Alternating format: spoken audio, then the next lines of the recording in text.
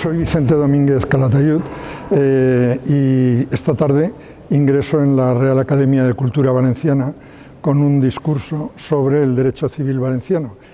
¿Qué me gustaría aportar a la Academia y cuál sería el objetivo de mi entrada en esta centenaria institución?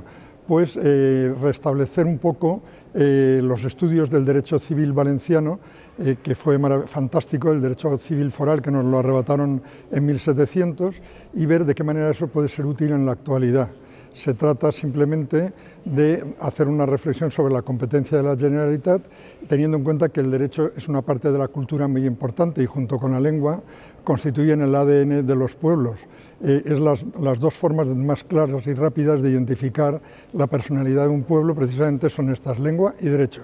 Y ese es mi objetivo cuando entro en la Real Academia de Cultura Valenciana.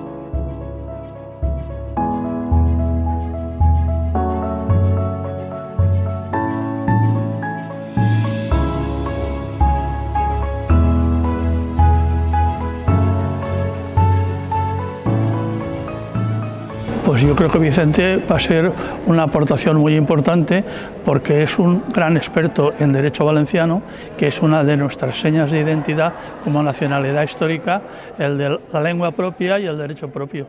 Y entonces yo creo que ahora que se está estudiando tanto y pidiendo tanto su reimplantación, Vicente nos puede ayudar mucho en ese sentido.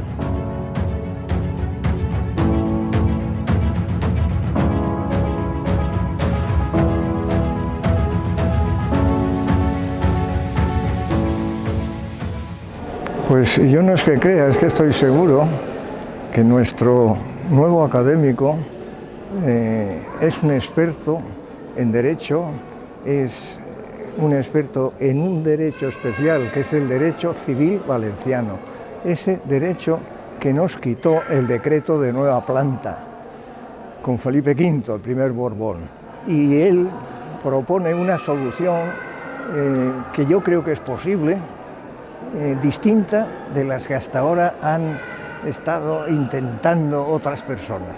Por tanto, en el aspecto del derecho civil valenciano, yo creo que tiene mucho que hacer, aparte de lo que ha hecho ya, y creo que con triunfo.